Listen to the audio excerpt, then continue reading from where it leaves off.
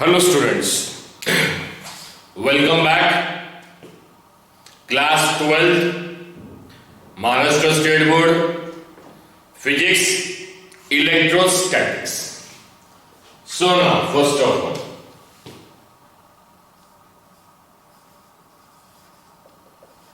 this is Physics. Today is 23rd May.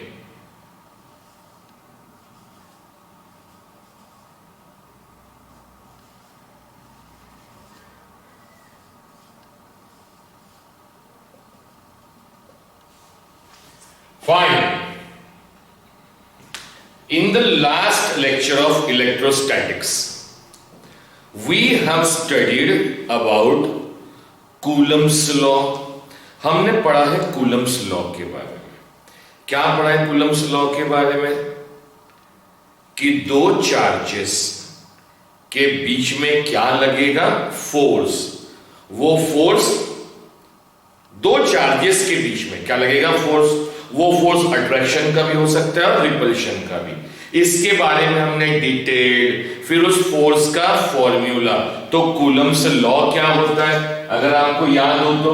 Fast force between two charges is given by 1/4 pi epsilon not Q1 Q2 upon R square.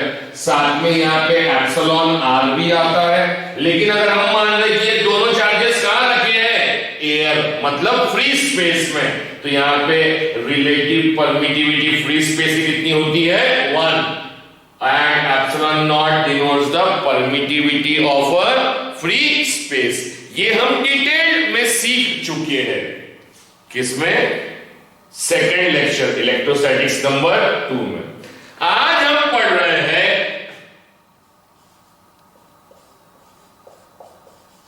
बड़ा ही important concept, बड़ा ही important.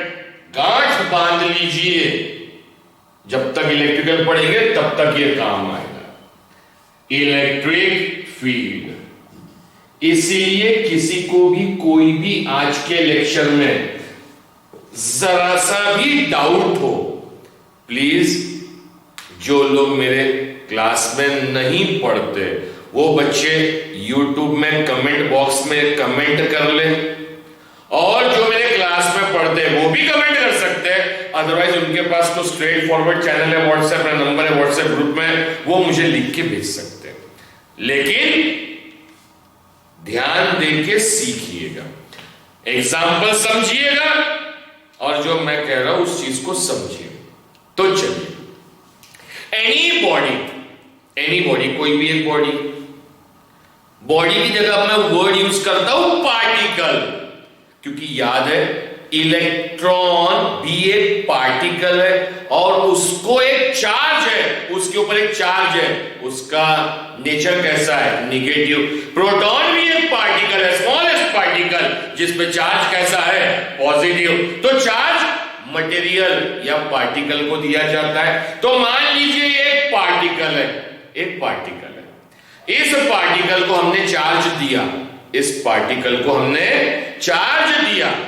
अब इस particle को charge देने के बाद मैं यहां लेके आया पार्टिकल को यहां. पार्टिकल मतलब सबसे छोटा. सुनिएगा ध्यान से, ये इतना बड़ा पेन मत समझिए, समझाने के लिए बता रहा हूं. इस पार्टिकल को चार्ज दिया, चार्ज को मैं यहां लेके आया. जैसे ही यहां लेके आया और रखा, चार्ज को रख दिया, उस पार्टिकल जिसको मैंने चार्ज दिया उसको यहां छोड़ा, तो मैं क्या देखता हूं? वो पार्टिकल इधर मूव करना चालू कर दिया. उस पार्टिकल को यहां लेके आया तो वो इधर मूव करना चालू कर दिया. उसको यहां रखा तो कहीं भी नहीं जा रहा. दूसरे कमरे में लेके गया तो उधर मूव करना चालू कर दिया. यहां लेके आया तो ऐसा मूव किया, फास्ट मूव किया. यहां लेके आया तो इधर मूव किया, तो स्लो मूव किया. मतलब क्या हो रहा है? एक चार्ज पार्टिकल को जब भी मैं किसी स्पेस में रख रहा हूं, छोड़ दे रहा हूं, तो वो क्या हो रहा है? वो मूव कर रहा है। ध्यान दीजिए, क्या कर रहा है? वो मूव कर रहा है। एक जगह मूव कर रहा है स्लो, दूसरी जगह फास्ट, तीसरी जगह कोई मूवमेंट ही नहीं है। इसका मतलब क्या है? जब एक पार्टिकल मूव करेगा, कब मूव करेगा? तो मैकेनिक्स का बेसिक है, कोई भी एक बॉडी, ये हमने ग्रेविटेशन में पढ़ा, कोई भी एक बॉडी मूव कर रही, मतलब उसका क्या हो रहा है? डिस्प्लेसमेंट हो रहा है, मतलब उसकी पोजीशन चेंज हो रही है। अब पोजीशन किसी भी बॉडी की कब चेंज होगी? फिर बोल रहा हूं, ध्यान से सुनिए, पोजीशन किसी भी बॉडी की कब चेंज होगी? ध्यान दीजिए, जब उस पर हम क्या लगाएंगे? फोर्स। ये हाथ से धकेला मैंने, क्या लगा पेन के ऊपर? फोर्स। तो डिस्प्लेसमेंट के लिए बॉडी की पोजीशन, ये हम 9th 8th में सीखते हैं, बहुत बेसिक है। मतलब बॉडी का डिस्प्लेसमेंट होने के लिए कौन जिम्मेदार है? फोर्स। अब फोर्स मतलब बॉडी डिस्प्लेस हो रही है, मतलब उस पर क्या लग रहा है? फोर्स। ये पेन मेरे हाथ से आगे गया, मतलब इस पेन पे क्या लगाया मैंने? फोर्स। अब फोर्स लगाने का तरीका देखिए, फोर्स लगाने का तरीका वैसे कई सारे हैं, मैं 2 तरीके आपको सिखाता हूं। फोर्स मतलब फोर्स भी 2 तरह से लगा सकते हैं। कैसे? देखिए, अब इस पेन को फोर्स लगाना है, आगे धकेलना है। मैंने हाथ से यहां लाया, पेन को क्या कर रहा हूं? ध्यान दीजिएगा, कैमरे में दिख रहा है, पेन को टच किया तब जाके ये आगे गया। यहां मैं इस पेन को ऐसा जादू कर रहा हूं, एब्राकडाब्रा, पेन आगे गया क्या? नहीं गया। मतलब पेन को आगे ले जाने के लिए फोर्स जिम्मेदार है, और फोर्स लगाने के लिए जो बॉडी, यहां फोर्स कौन लगा रही है? मेरी ये फिंगर। और किस पर लग रही है? किस पर लगा रही है? पेन पर। जिस पर फोर्स लगेगा और जो फोर्स लगा रहा है, वो दोनों का कांटेक्ट होना जरूरी है। कांटेक्ट होगा तो फोर्स लगेगा और डिस्प्लेसमेंट होगा। मतलब इस तरह के फोर्स को कहा जाता है कांटेक्ट फोर्स। मतलब अभी हमने क्या सीखा कि बॉडी के डिस्प्लेसमेंट के लिए क्या जरूरी है? फोर्स। और फोर्स लगाने के लिए दोनों बॉडी का, जो लगा रही है और जिस पे लग रहा है, दोनों का कांटेक्ट होना बहुत कंपलसरी है। ये हो गया कांटेक्ट फोर्स। अब इसी को हम एक चीज और समझते हैं, क्या? अब इसी पेन को मैंने यहां ऊपर पकड़ा और छोड़ दिया। ऊपर से क्या किया? छोड़ दिया। क्या मैं फोर्स लगा रहा हूं क्या? नहीं, मैंने सिर्फ उसे रिलीज किया, छोड़ दिया। लेकिन जैसे ही छोड़ा, वो पेन कहां आया? नीचे आया। मतलब पेन का इस जगह से डिस्प्लेसमेंट हुआ, यहां से लेके यहां तक डिस्प्लेसमेंट हुआ मतलब फोर्स लगा। तो मेरा कॉमन क्वेश्चन है, किसने लगाया फोर्स? तो आप सबको मालूम है, सबने पढ़ा हुआ है, हम सब बोलेंगे इस पर फोर्स लगा ग्रेविटेशन का। फिर मेरा दूसरा क्वेश्चन, ग्रेविटेशन का फोर्स किसने लगाया?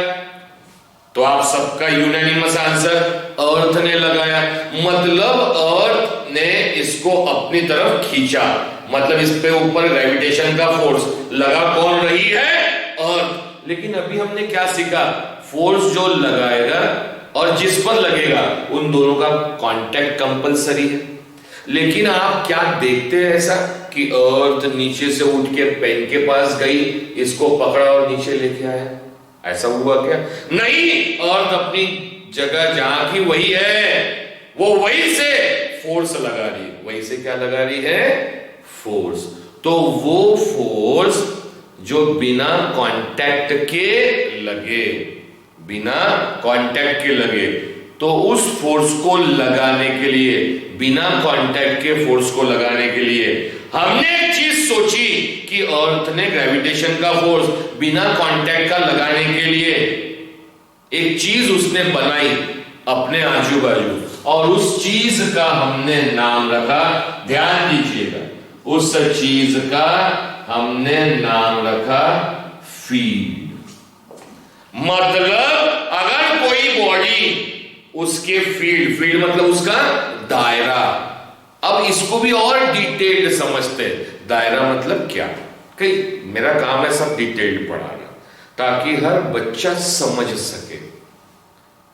दायरा मतलब क्या, तो बहुत सिंपल एग्जांपल देके समझाता हूं। समझिए, अभी आपको शादी में जाना है, शादी में जाना है और आप तैयार हुए, परफ्यूम लगाया, बॉडी में परफ्यूम लगाया और आपने कहा चलना सर आपको भी हमारे साथ चलना है, आपको चलना है। ठीक है, मैंने कहा बेटा मैं तब चलूंगा जब आप मुझे लेके जाएंगे। तो आप घर से तैयार हुए और मुझे लेने के लिए आए, अब मैं इस हॉल में खड़ा हूं, मुझे लेने के लिए आए।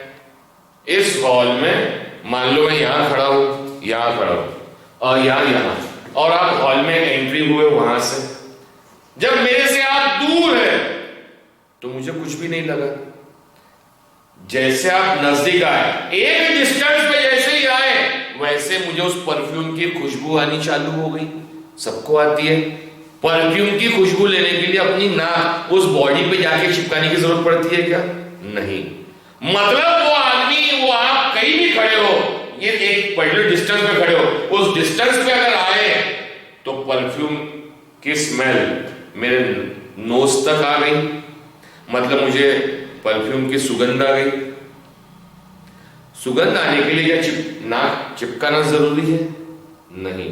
उस परफ्यूम ने क्या बनाया? अपना एक दायरा, एक फील्ड बनाया। उस फील्ड के अंदर आओ तो परफ्यूम की स्मेल आएंगी, उस फील्ड के अंदर से बाहर निकल जाओ तो स्मेल नहीं आएगी। तो वो जो दायरा बनाया, जिस दायरे के अंदर एंट्री किया, स्मेल आ रही, दायरे से दूर हो जाओ, स्मेल या परफ्यूम की सेंट नहीं आएगी। वो जो दायरा है उसको नाम दिया गया फील्ड। तो अर्थ ने भी अपने एक दायरा बनाया, फील्ड बनाया। उस फील्ड में जो भी ऑब्जेक्ट आएगा उस पर अर्थ क्या लगाएगी? फोर्स। वो ऑब्जेक्ट क्या एक्सपीरियंस करेगा? फोर्स। वो कौन सा फोर्स होगा? Gravitation force. इसलिए उस अर्थ ने जो दायरा बनाया, उस दायरे का नाम रखा गया ग्रेविटेशनल फील्ड। ग्रेविटेशनल फील्ड क्या लगाएगी बेटा? Gravitational force. ग्रेविटेशनल फील्ड क्या लगाएगी? Gravitational force. जरा बेसिक से समझ लीजिए, जिंदगी भर आपको कोई डाउट डिफिकल्टी नहीं रहेगी। ग्रेविटेशनल फील्ड के अंदर कोई बॉडी आई, ग्रेविटेशनल फील्ड बॉडी पर क्या लगाएगी? Gravitational force. ठीक है, ये दो चीजें मैं बेसिक से ले रहा हूं तो आपको समझ में आया। अब ग्रेविटेशनल फील्ड में कोई चीज आई, ग्रेविटेशनल फील्ड किसने बनाई? अर्थ ने। अर्थ ने क्या बनाई? Gravitational field. और उस फील्ड में ये पेन है तो इसमें फोर्स लग रहा है, वो कहां जा रहा है? नीचे। लेकिन अर्थ के पास, अर्थ ने ग्रेविटेशनल फील्ड बनाई, हमने मान लिया, लेकिन अर्थ के पास ऐसी क्या चीज है? अर्थ के पास ऐसी क्या चीज है जिसके कारण वो ग्रेविटेशनल फील्ड बना पा रही है? ऐसी क्या चीज है जिसके कारण वो ग्रेविटेशनल फील्ड बना पा रही है?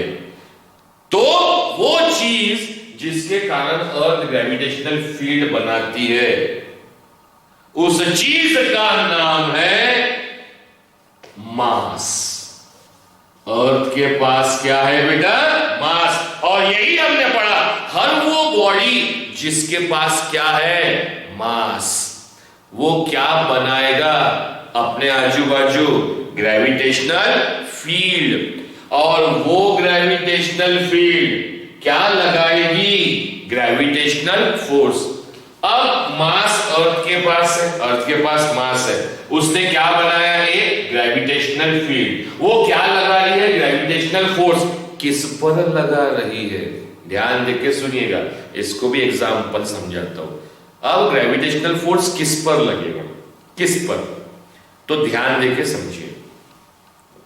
एक एग्जाम्पल दे रहा हूं, अदरवाइज मत लीजिए, सिर्फ एग्जाम्पल के तौर पे समझिए। मान लीजिए अगर किसी एक इंसान को, एक लड़के को और उसके घर वालों को अपने बेटे का अरेंज मैरिज करना है। क्या करना है? Arrange marriage.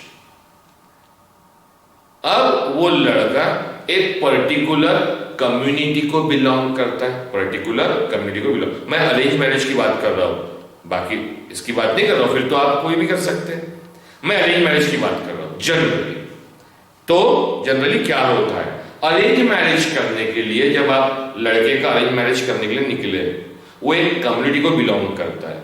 कोई भी कम्युनिटी ले लीजिए, कोई भी कम्युनिटी, कोई भी, या कोई भी, आज भी हमारे इसमें कास्ट कम्युनिटी मानते हैं, तो कोई भी एक, मैं नाम नहीं ले रहा हूं, तो कोई भी एक कम्युनिटी ले लीजिए। लड़का एक पर्टिकुलर कम्युनिटी का है, अरेंज मैरिज करना है, तो लड़की कौन से कम्युनिटी के ढूंढेंगे? कौन से? अरेंज मैरिज के लिए सेम कम्युनिटी की लड़की ढूंढना चालू करेंगे। यही यहां होता है, यही यहां होता है। सेम कम्युनिटी में, सेम मतलब मैं अगर बहुत रफ लैंग्वेज में कहना चाहूं तो सेम कास्ट में या सेम इसमें शादी होती है। जनरली शादियां, arrange marriage same caste same community में करते हैं। तो वैसे ही ये फोर्स किसने बनाया? ग्रेविटेशनल फील्ड किसने बनाया? फोर्स भी सेम कम्युनिटी में ही लगेगा, ये नियम है। फोर्स भी सेम कम्युनिटी में ही लगेगा। ग्रेविटेशनल फील्ड क्या लगा रही है? Gravitational force. ग्रेविटेशनल फोर्स कौन, किसके कारण लग रहा है? ग्रेविटेशनल फील्ड के कारण। बना कौन रहा है? मास। मास ने किसको बनाया? ग्रेविटेशनल फील्ड को। ग्रेविटेशनल फील्ड ने क्या बनाया? Gravitational force. ये लगेगा भी किस पे? जिसने बनाया उसी पे लगेगा। तो किस पे लगेगा? मास पर। मतलब हर एक बॉडी जिसके पास क्या है? मास, वो क्या बनाएगी? Gravitational field. वो क्या लगाएगा? Gravitational force. किसके ऊपर? हर उस बॉडी के ऊपर जिसके पास क्या है? मास। अभी हमने क्या देखे, जब एक पार्टिकल को चार्ज दिया, अच्छा gravitational field, gravitational force body को कहां लेके आता है? अर्थ कहां लेके आती है? नीचे। लेकिन जब चार्ज देखा गया तो चार्ज नीचे नहीं जा रहा, चार्ज आगे जा रहा है, उधर जा रहा है, किधर, हर डायरेक्शन में जा रहा है। इसका मतलब क्या है? इसका मतलब क्या है कि चार्ज पर ग्रेविटेशनल फील्ड अपना फोर्स नहीं लगा पा रही। क्यों नहीं लगा पा रही? तो इसके दो आंसर है। चार्ज, हम अगर इलेक्ट्रॉन की बात करें तो इलेक्ट्रॉन का mass, mass of electron, mass of electron is given by 9.1 into 10 raised to power minus 31 kg। और ये मास इतना छोटा है, इतना छोटा है कि उसके ऊपर ग्रेविटेशनल फील्ड का असर नहीं होता। ग्रेविटेशनल फील्ड का असर नहीं होता। तो दिमाग से अब एक चीज निकल गई कि जब चार्ज मूव हो रहा, चार्ज चल रहा है, छोड़ दिए एक पार्टिकल को चार्ज किया, वो चार्ज चल रहा है, चल रहा है मतलब उसमें फोर्स लग रहा है, फोर्स लग रहा है, बिना कांटेक्ट के लग रहा है, क्योंकि जो लगा रही है बॉडी वो हमें दिख नहीं रही है, बिना कांटेक्ट के लग रहा है। तो हमारे पास बिना कांटेक्ट के फोर्स का एक ही नाम था, कौन सा? Gravitational force. लेकिन वो पॉसिबिलिटी रूल्ड आउट हो गई, क्योंकि ग्रेविटेशनल फोर्स कौन बनाती है? Gravitational field. और बनाने के लिए उसके पास क्या होता है? मास। लेकिन चार्ज के पास मास तो नेग्लिजिबल है, तो इसके ऊपर ग्रेविटेशनल फील्ड तो अपना फोर्स नहीं लगा पा रही है। तो फिर ऐसी कौन सी दूसरी चीज है जो इसके ऊपर फोर्स लगा रही है? चार्ज के ऊपर। और सोचा गया कि स्पेस में एक और फील्ड है जो किस पर फोर्स लगाती है? चार्ज पर। किस पर फोर्स लगाती है? चार्ज पर। और चार्ज पर बिना कांटेक्ट के फोर्स लगाती है। और ये कौन सा चार्ज है? Electric charge. इसीलिए उस फील्ड का नाम रखा गया इलेक्ट्रिक फील्ड। इलेक्ट्रिक फील्ड क्या लगाएगी भाइयों और बहनों? Electric force. और इलेक्ट्रिक फोर्स किस पे लगेगा? इलेक्ट्रिक चार्ज पर। किस पर लगेगा? चार्ज पर। और एक बात गौर समझ लीजिए, क्या किया था मैंने? एक पार्टिकल को चार्ज दिया और वो चार्ज को मैंने यहां छोड़ दिया, रखा है, खड़ा रखा है। खड़े रखे हुए चार्ज पे फोर्स लगा, मतलब ये स्टैटिक चार्ज है, खड़ा हुआ चार्ज। चलते हुए चार्ज पे नहीं, चार्ज रुका था उस पे फोर्स लगा। आगे बहुत अच्छा कंसेप्ट काम आएगा। तो चार्ज पे जो फोर्स लगा उसका नाम इलेक्ट्रिक फोर्स। किसके कारण लगा? विदाउट कांटेक्ट है, तो कंसेप्ट क्या आया? Electric field. लेकिन लगा किस पर? चार्ज पर। तो इस फोर्स को पैदा भी किसने किया होगा? फास्ट सेम कम्युनिटी, तो पैदा भी किसने किया होगा? चार्ज ने। किसने पैदा किया होगा? चार्ज ने। तो वो चार्ज जो इलेक्ट्रिक फील्ड को बनाता है, उस चार्ज को हम कहते हैं सोर्स चार्ज। Source charge. और जिस चार्ज पे फोर्स लगता है उसे हम कहते हैं टेस्ट चार्ज। और इसको डिटेल समझते हैं। जो जैसे अर्थ ने ग्रेविटेशनल फील्ड बन, देखिए चला कौन? चला कौन? ये पेन है, मेरे पैर के नीचे अर्थ का सरफेस है। कौन चल रहा है? मास तो पेन के पास भी है, अर्थ के पास भी है। चल कौन रहा है? अर्थ या पेन? पेन। मतलब फील्ड स्ट्रॉन्ग किसकी है? अर्थ की। तो अर्थ कहलाएंगी सोर्स, और पेन क्योंकि नीचे आ रहा है, नीचे आ रहा है मतलब ये पेन यहां से छोड़ा नीचे आ रहा है। अब इसी पेन को मैं गैलेक्सी में गया, मान लो गैलेक्सी में भेज दिया। अब वो पेन गैलेक्सी में छोड़ने का नीचे आया क्या? नहीं, मतलब वो पेन अर्थ के फील्ड से बाहर निकल गया, मतलब अर्थ उस पर अपना फोर्स लगा नहीं पा रही है। सिंपल सा कंसेप्ट है। तो बनाया किसने? अब ये पेन अगर गैलेक्सी में है और नीचे नहीं आ रहा है, तो ये पेन क्या बता रहा है? कि गैलेक्सी में अर्थ का ग्रेविटेशन काम नहीं करता। नहीं करता मतलब वहां पे ग्रेविटेशनल फील्ड नहीं है। और ये मैंने अपने हाथ में रखा और छोड़ दिया, तो कहां गया? नीचे। मतलब ये पेन क्या बता रहा है? कि इस जगह क्या है? यहां पर क्या है? Gravitational field. तो ग्रेविटेशनल फील्ड कहां है? ये कौन बता रहा है? पेन बता रहा है। यहां से छोड़ा तो भी नीचे आएगा, तो यहां भी ग्रेविटेशनल फील्ड है, यहां भी ग्रेविटेशनल फील्ड है। गैलेक्सी में गया, वहां वो नीचे नहीं आया, तो क्या बताया उसने? वहां पे ग्रेविटेशनल फील्ड नहीं है। तो ये पेन चेक करता है ग्रेविटेशनल फील्ड है या नहीं। वैसे ही एक चार्ज पार्टिकल मैंने यहां रखा, तो यहां से आगे गया, मतलब यहां इलेक्ट्रिक फील्ड है। यहां रखा तो यहां से आगे नहीं जा रहा, कहीं नहीं जा रहा, जहां है वही है। इसका मतलब यहां पर इलेक्ट्रिकल फील्ड नहीं है। यहां रखा तो यहां आगे भाग गया, मतलब वहां इलेक्ट्रिक फील्ड है। मतलब ये चार्ज पार्टिकल, ये चार्ज बता रहा है कि इलेक्ट्रिक फील्ड किस जगह है और किस जगह नहीं है। तो वो पार्टिकल जो बताए कि इलेक्ट्रिक फील्ड है या नहीं है, कब बता पाएगा? अगर उस पर फोर्स लगा और वो आगे दौड़ना चालू किया, आगे दौड़े या पीछे कहीं भी दौड़े, दौड़ना चालू किया, मतलब उस जगह इलेक्ट्रिक फील्ड है। और अगर ये कहीं मूवमेंट नहीं हो रहा है, मतलब वहां पर इलेक्ट्रिक फील्ड नहीं है। तो जो चीज बताएंगी, जो चार्ज बताएगा कि इलेक्ट्रिक फील्ड है या नहीं है, उस चार्ज को कहा जाता है टेस्ट चार्ज। अब ये चार्ज पार्टिकल यहां रखा, यहां आगे दौड़ना चालू किया, दौड़ना चालू किया, मतलब इस पॉइंट पर क्या है? इस जगह पे क्या है? इलेक्ट्रिक फील्ड है। अब इलेक्ट्रिक फील्ड है, इसने बताया, लेकिन इस इलेक्ट्रिक फील्ड को किसने बनाया? तो जो बनाता है उसे कहा जाता है सोर्स चार्ज। तो इलेक्ट्रिक फील्ड बनाता भी कौन है? चार्ज। और बताता भी कौन है? वो फोर्स लगाती किस पर है? चार्ज ने क्या बनाया?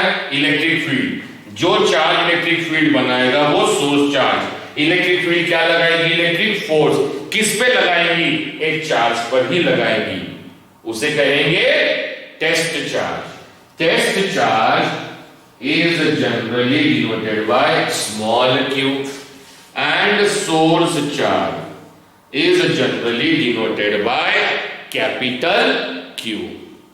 अब इलेक्ट्रिक फील्ड है, कब है? कब होगी इलेक्ट्रिक फील्ड? जब चार्ज पर क्या लगेगा? फोर्स। ग्रेविटेशनल फील्ड कब है?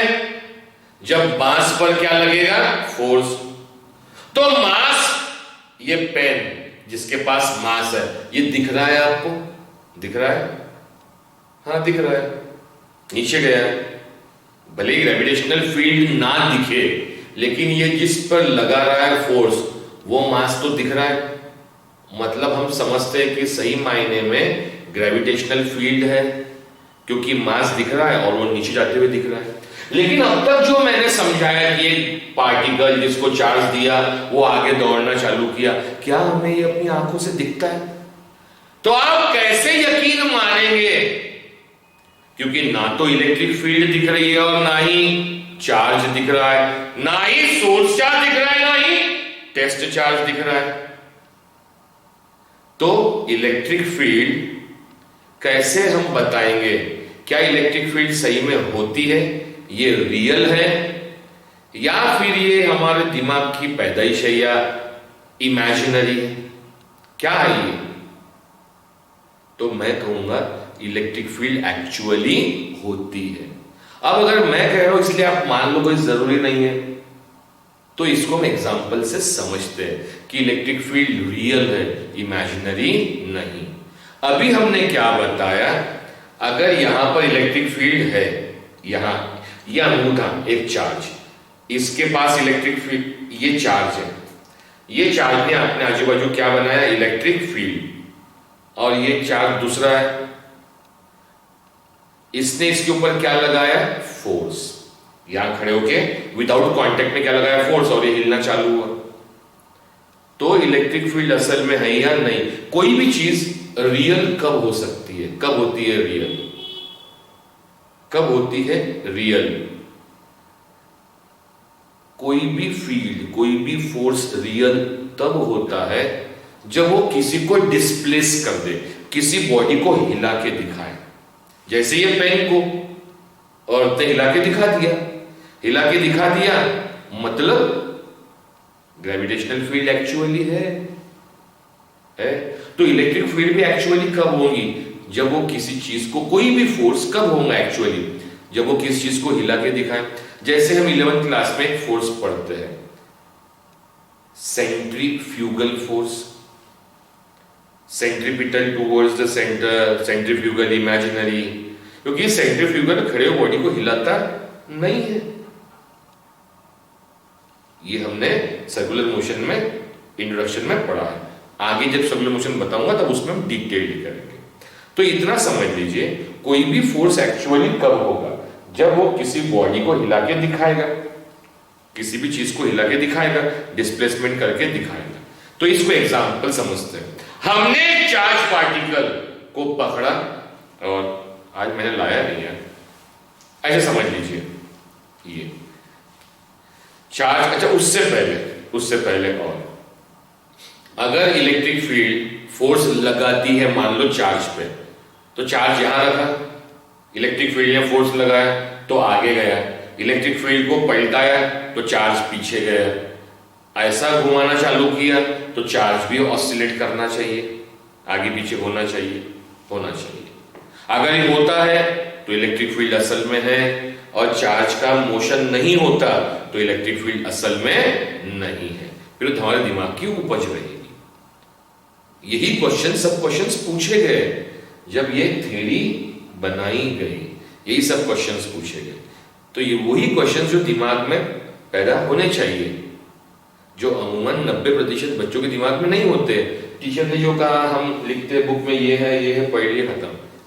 इसको ब्रॉड सोचिए। वो 10% बच्चे जिसके दिमाग में ये बार बार क्वेश्चंस पैदा होते हैं, तो उनके भी आंसर्स दे रहा हूं। और देखिए बड़ा प्रैक्टिकल आंसर। तो इलेक्ट्रिक फील्ड क्या लगाती है? Electric force. लेकिन वो रियल कब होगा? जब वो फोर्स लगा के चार्ज को हिला के दिखाएगा। अब हमने क्या किया? उसी एक चार्ज पार्टिकल को पकड़ा और मान लो ये मेरा मोबाइल है, इस मोबाइल के अंदर डाल दिया। क्या कर दिया? इस मोबाइल के अंदर डाल दिया, चार्ज पार्टिकल डाल दिया। और उस मोबाइल के अंदर बैटरी है, इसलिए वो चार्ज है, मतलब उसको करंट मिल रहा है, चार्जिंग है वो। बैटरी निकाल दो तो मोबाइल की घंटी बजेगी क्या? नहीं बजेगी। अब उस चार्ज पार्टिकल को उठा के हमने मोबाइल में डाल दिया। अब बाहर से एक इलेक्ट्रिक फील्ड बना है। ये आगे पढ़ेंगे, इसको और डिटेल पढ़ेंगे तो इसके अलग अलग नाम होंगे। अभी का समझ लीजिए, बाहर से एक इलेक्ट्रिक फील्ड बनाया। वो इलेक्ट्रिक फील्ड आई और किससे टकराई? चार्ज से। और हम देखते हैं हमारे मोबाइल की घंटी बजती है। कब बजेगी कोई भी चीज? स्कूल की घंटी कब बजती है? जब उसके पेंडुलम को हिलाएंगे, टकराएगा तब। मतलब पेंडुलम हिलना चाहिए। यहां पेंडुलम कौन है? चार्ज। मोबाइल घंटी बज रही है मतलब वो चार्ज हिल रहा है, चार्ज ऑसिलेट हो रहा है। कब होगा? जब बैटरी फुल रहेगी, ऑन रहेगी, तब बैटरी निकाल दो तो चार्ज ऑसिलेट होगा क्या? नहीं। मतलब वो चार्ज ऑसिलेट हो रहा है, इलेक्ट्रिक चार्ज है, वो हिल रहा है, मतलब उसको हिलाने के लिए बाहर कोई ना कोई फोर्स लगा रहा होगा। अब वो चार्ज है, चार्ज को हिलाने के लिए फोर्स लगा। वो फोर्स किसने बनाया होगा? बाहर बैठे हुए किसी चार्ज ने। विदाउट कांटेक्ट है तो फील्ड बनाया, फील्ड से क्या बना? फोर्स। और फोर्स ने चार्ज को हिलाया और हिला के बेल बजना चालू हुआ। अब आप बताइए, आपको मोबाइल घंटी जब बजती है तो सुनाई आती है कि नहीं आती है? आती है। मोबाइल घंटी सुनाई आती है, मतलब चार्ज ऑसिलेट कर रहा है, चार्ज मूव कर रहा है, चार्ज मोशन में है, मतलब उसको मोशन में लाने के लिए इलेक्ट्रिक फील्ड जिम्मेदार है। मतलब इलेक्ट्रिक फील्ड भी असल में है, क्योंकि चार्ज असल में हिल रहा है, तभी तो हमको घंटी सुनाई आ रही है। मतलब electric field is a real entity, ये इमेजिनरी नहीं है। एक्चुअली में इलेक्ट्रिक फील्ड होती है। वो इलेक्ट्रिक फील्ड क्या लगाएगी? Electric force. लेकिन इलेक्ट्रिक फील्ड होती है तो ये होती है, तो इसको बनाया किसने? तो वो जो इस इलेक्ट्रिक फील्ड को बनाता है उसे कहेंगे सोर्स चार्ज। और जो बताता है, कौन बता रहा है? मोबाइल के अंदर का चार्ज बता रहा है कि इलेक्ट्रिक फील्ड उस तक पहुंच गई, वो वाइब्रेट करना चालू कर दिया। ये चार्ज जो चलना चालू करता है वो बता रहा है कि यहां पे क्या है? Electric field. उस चार्ज को हमने क्या कहा? Test charge. मतलब इलेक्ट्रिक फील्ड असल में होती है। इलेक्ट्रिक फील्ड होती है और इलेक्ट्रिक फील्ड क्या लगाती है? Electric force. क्या लगाएगी? Electric force. अब इलेक्ट्रिक फोर्स लगाएंगी तो कितना फोर्स लगाएंगी? कितना फोर्स? तो अब हम डिराइव करते हैं, हम बनाते हैं फॉर्मूला। किसके लिए फॉर्मूला? उस फोर्स के लिए, इलेक्ट्रिक फोर्स के लिए, जो कौन लगा रही है? Electric field. कौन लगा रही है? Electric field. तो क्या देखा गया? वो इलेक्ट्रिक फील्ड जो इलेक्ट्रिक फोर्स लगा रही है, किस पर? टेस्ट चार्ज पर। वो फोर्स की खासियत देखिए। अब अगर मैंने वो जो चार्ज पार्टिकल लिया था, अगर वो चार्ज, एक पार्टिकल को मैंने चार्ज दिया 1 कूलम, कितना चार्ज दिया? 1 का चार्ज दिया, तो थोड़ा सा धीरे भागा। उसको 2 कूलम चार्ज दिया तो थोड़ा फास्ट हो गया। 3 कूलम चार्ज दिया तो और फास्ट हो गया। फास्ट हो गया मतलब उस पे लगने वाला फोर्स ज्यादा हो गया।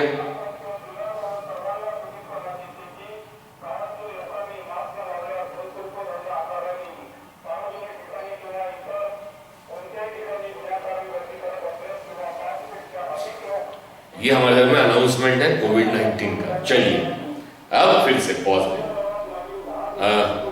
एक कूलम का चार्ज था तो कम फोर्स कम या ज्यादा मतलब मान लीजिए ये पार्टिकल है, इस पार्टिकल को मैंने यहां रखा, एक कूलम चार्ज का पार्टिकल है, वो आया और टकराया तो फोर्स कम था। 2 कूलम का चार्ज लिया, इस पे फोर्स लगा तो फास्ट चला। 3 कूलम का चार्ज लिया तो और ज्यादा फास्ट लगा। मतलब इस टेस्ट चार्ज पे जो फोर्स लग रहा है वो कब बढ़ रहा है? जब उस चार्ज की क्वांटिटी बढ़ रही है। चार्ज बढ़ाते जाओ तो उस पर लगने वाला फोर्स भी बढ़ते जाएगा। तो force is directly proportional to charge. Force is directly proportional to charge. ये पहला नियम बना। कौन सा फोर्स? Electric force. जो किसने बनाया? इलेक्ट्रिक फील्ड लगा रही है। इलेक्ट्रिक फोर्स किस पर? टेस्ट चार्ज पर। टेस्ट चार्ज की क्वांटिटी बढ़ाते जाओ, उस पर लगने वाला फोर्स भी बढ़ते जाएगा। फिर दूसरा, अब चार्ज की क्वांटिटी नहीं बढ़ा, 1 कूलम चार्ज लिए, 1 कूलम चार्ज यहां रखा तो इस पे फोर्स लगा 1 न्यूटन का, मान लो 1 न्यूटन का फोर्स लगा। उसी चार्ज को मैं यहां लेके आया, वही 1 कूलम का चार्ज, जगह बदल दिया। अब यहां लग रहा है 2 न्यूटन का फोर्स, मतलब फोर्स ज्यादा हो गया। चार्ज की क्वांटिटी चेंज नहीं किए, जगह चेंज की। यहां लेके आया, अब यहां पर आधे न्यूटन का फोर्स लग रहा है। किस पर? 1 कूलम चार्ज पर। मतलब हमने क्या चेंज किए? जगह चेंज किए। जगह चेंज करने से चार्ज की वैल्यू सेम रखे, जगह चेंज करने से क्या चेंज हुई? Electric field. क्या चेंज हुई? यहां इलेक्ट्रिक फील्ड अलग होगी, इलेक्ट्रिक फील्ड की ताकत यहां अलग है, इसलिए 1 न्यूटन। यहां ताकत ज्यादा है इसलिए 2 न्यूटन का फोर्स, यहां ताकत बहुत कम है इसलिए आधे न्यूटन का फोर्स। इसका मतलब टेस्ट चार्ज पे लगने वाला फोर्स ये इलेक्ट्रिक फील्ड की ताकत पर भी डिपेंड करेगा। इलेक्ट्रिक फील्ड की ताकत मतलब electric field intensity, electric field की इंटेंसिटी। इलेक्ट्रिक फील्ड की ताकत को हम डिनोट करते हैं E से। E stands for electric field intensity. तो चार्ज पर लगने वाला फोर्स, किस चार्ज पर? टेस्ट चार्ज पर लगने वाला फोर्स प्रोपोर्शनल किसको है? चार्ज को। प्रोपोर्शनल किसको है? इलेक्ट्रिक फील्ड की इंटेंसिटी को, कि इलेक्ट्रिक फील्ड की ताकत कहां कम है और कहां ज्यादा। दोनों को कंबाइन कर लिया हमने, दोनों कंबाइन कर लिया तो force is proportional to Q को भी होगा और E को भी होगा। Force is proportional to Q into E। Proportionality की साइन हटाएंगे तो कोई ना कोई कांस्टेंट आएगा, K Q इंटू E। अब जब ये फॉर्मूला बनाया तो ये K क्या है बेटा? Any constant, any constant. अब ये कांस्टेंट हमें तकलीफ ना दे, ये K की वैल्यू निकालते बैठेंगे और हमें तकलीफ, वो वैल्यू को हैंडल करो, हम नहीं चाहते वो तकलीफ हो, हम नहीं चाहते वो तकलीफ हो, मतलब K को हटाना चाहते हैं। हटाने के लिए हमने क्या कर दिया? इस इलेक्ट्रिक फील्ड को डिफाइन कर दिया। कैसे? देख लीजिए।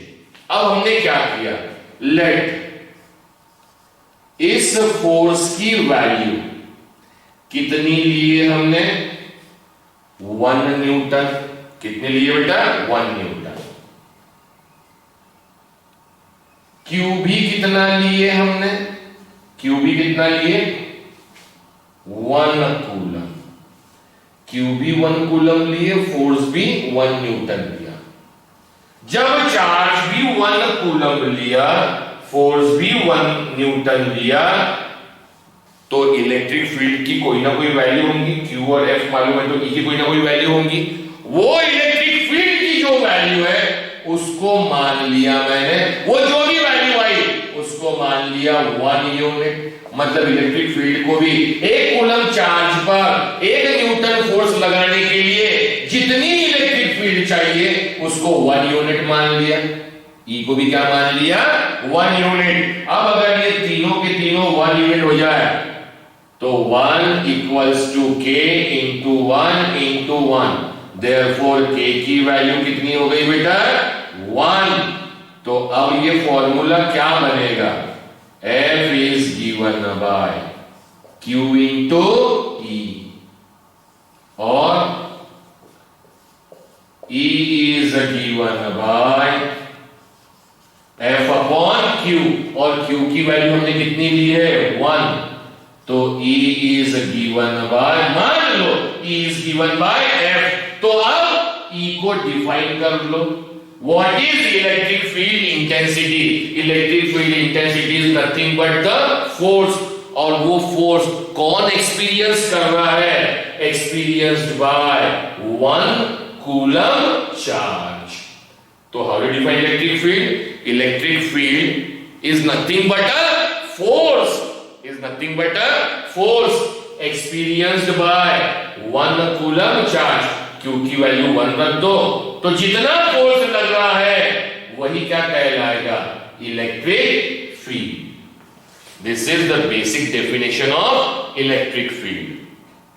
तो हमने K की वैल्यू 1 रखने के लिए K को हटाने के लिए Q1 कर दिया, Q1 कर दिया और फोर्स Q भी कितना कर दिया? 1। ये भी 1, ये भी 1। तो दोनों 1 हो गए। तो इलेक्ट्रिक फील्ड की जो भी वैल्यू होगी उसको कितना मान लिया? 1। अब यूनिट लिखा तो E का फॉर्मूला किसके टर्म में है? Force per unit charge. तो 1 फोर्स का यूनिट न्यूटन और चार्ज का यूनिट कूलम। तो इलेक्ट्रिक फील्ड इंटेंसिटी का यूनिट कितना हो गया? न्यूटन पर कूलम। न्यूटन पर coulomb. This is the formula for electric field. अब जब से हम स्टार्टिंग से बोल रहे हैं चार्ज, इलेक्ट्रिक फील्ड भी कौन बना रहा है? चार्ज। जो चार्ज बनाएगा उसे सोर्स चार्ज कहेंगे और जो बताएगा कि इलेक्ट्रिक फील्ड है उसे कहेंगे टेस्ट चार्ज। क्या कहेंगे भाई? Test charge. इसको हम एक और एग्जांपल से समझते हैं, एक और एग्जांपल समझते हैं। देखिए, ध्यान दीजिए। एक एग्जांपल मैंने कभी सुना हूं, कॉमनली वही लेता हूं। मान लीजिए एक कोई भी घर है जो बहुत दिनों से बंद है। बंद घरों में अक्सर जाले लग जाते हैं, जाले लग जाते हैं। जाला बनाता कौन है? स्पाइडर। अब एक स्पाइडर ने क्या बना दिया? जाला। ऐसा जाला बुन दिया उस दरवाजे के सामने या कमरे के, तो जाला बुन दिया जाला। वो जाला यूजुअली दिखता नहीं। अब स्पाइडर क्या है? इंसेक्ट। तो स्पाइडर ने क्या बनाया? जाला। जाले के ऐसे पतले रेशे हैं। अब एक दूसरा इंसेक्ट उड़ते हुए आया और उसको जाला दिखा नहीं। वो जैसे गया वो जाल में फंस गया। वो जाल में जैसे ही फंसा, अब क्या होता?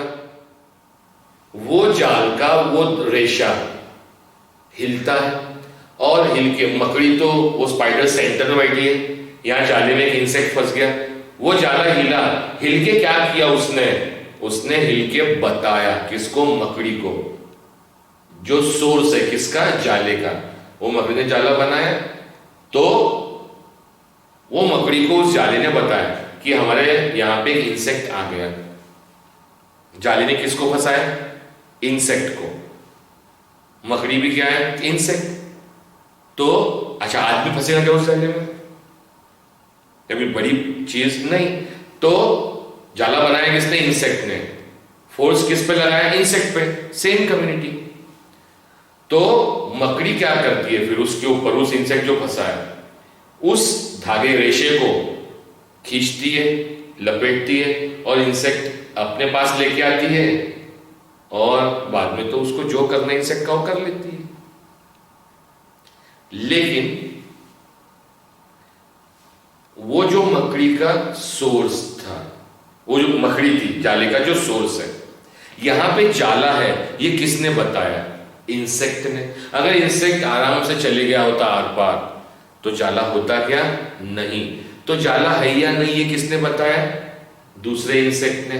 वो जिसने बताया वो कहलाएगा टेस्ट चार्ज, और वो जाला जिसने बनाया वो कहलाएगा सोर्स चार्ज।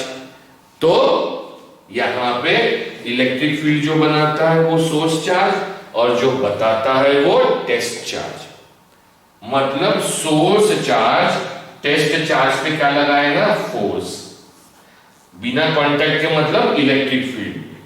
अब उस फोर्स का ये एक फॉर्मूला हमने बना लिए, ये एक फॉर्मूला बना लिए। इस फॉर्मूले को हमने एक और फॉर्मूला फोर्स का पढ़े थे कूलम्स लॉ में, उसके भी लॉ से निकाल सकते हैं। What is coulomb law? Coulomb law is force between two charges. मतलब ये मान लीजिए सोर्स चार्ज है और ये मान लीजिए टेस्ट चार्ज है, और दोनों की जो लाइन ज्वाइन करती है, लाइन ज्वाइनिंग बोल, उसी के अलोंग फोर्स लगता है वेक्टर फॉर्म। उसके बीच के डिस्टेंस को हमने क्या मान लिया, आर। तो ये सोर्स चार्ज जिसने क्या बनाया, इलेक्ट्रिक फील्ड, उसके अंदर कौन आया, टेस्ट चार्ज। इस सोर्स चार्ज ने क्या लगाया उस पर, फोर्स। अगर ये दोनों अपोजिट नेचर के होंगे तो ये सोर्स चार्जेस को अपने पास खींचेगा, और सेम के होंगे तो रिपेल करेगा। तो according to Coulomb's law what will be the formula for force, 1 upon 4 pi epsilon naught. ये कांस्टेंट c, दोनों चार्जेस का multiplication, q into Q upon are square. Q1 Q2, तो ये Q1 हो गया और ये Q2 हो गया, तो Q into Q upon are square. This is the force experienced by test charge and is the formula for a force by Coulomb's law, by Coulomb's law। अब देखिए हमने एक फॉर्मूला बनाया हुआ है, अभी ये आप वीडियो पॉज करके लिख सकते हैं। अभी हमने इलेक्ट्रिक फील्ड के लिए फॉर्मूला बनाया है। क्या फॉर्मूला बनाया है, एज इलेक्ट्रिक फील्ड की ताकत is given by force per unit charge। अब ये चार्ज लिया 1 अपॉन क्यू, फोर्स की वैल्यू कितनी है बेटा, 1 upon 4 pi epsilon naught, Q upon are square. ये क्यू और ये क्यू कैंसिल, तो electric field is given by, हमेशा लाइफ टाइम तक काम आएगा ये formula, 1 upon 4 pi epsilon naught, and that will be Q upon are square, Q upon are square. तो इलेक्ट्रिक फील्ड के हमने दो फॉर्मूले, वैसे दो नहीं इसके 10-20 फॉर्मूले हो, फर्क क्या पड़ता। अब हमने बेसिक दो फॉर्मूले देखे, इन दो फॉर्मूले में बेसिकली क्या डिफरेंस है। तो एक डिफरेंस तो आप मुझे सब बता सकते हैं कॉमन, क्या कि ये वाला जो फॉर्मूला है इलेक्ट्रिक फील्ड का, वो फॉर्मूला सोर्स चार्ज के टर्म में है, और ये वाला जो फॉर्मूला है वो, सॉरी, ये वाला जो फॉर्मूला है वो टेस्ट चार्ज के टर्म में है, और ये वाला जो फॉर्मूला है वो सोर्स चार्ज के टर्म में। तो न्यूमेरिकल में आपको क्या दिया हुआ है, find the value of electric field, find the value of electric field. Electric field की वैल्यू निकालना है कहां पर, इस पॉइंट पर, इस पॉइंट इलेक्ट्रिक फील्ड की वैल्यू निकालना है। और बनाया किसने, 5 कूलम के चार्ज ने।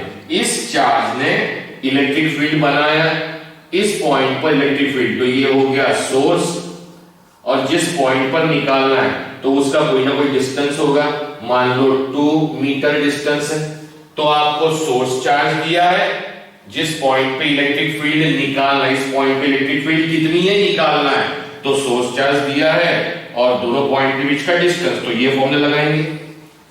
और न्यूमेरिकल में ऐसा पूछा, find the force, find the force या find the electric field, find the value of electric field, find the value of electric field।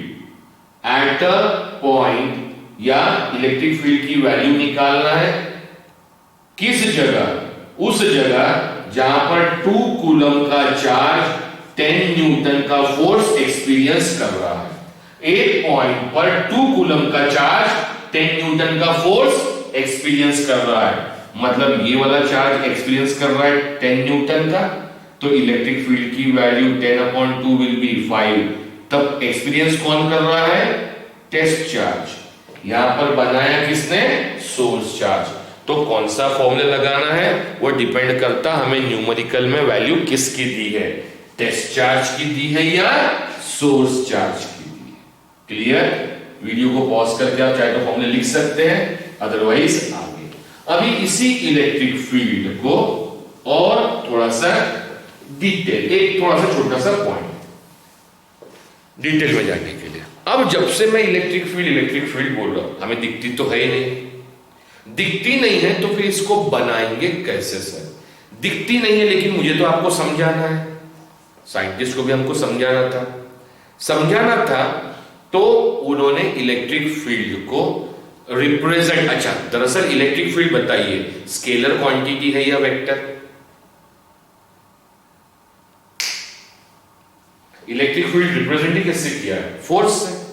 Force is a vector quantity, इसलिए इलेक्ट्रिक फील्ड की ताकत, electric field intensity, ये भी कौन सी quantity है?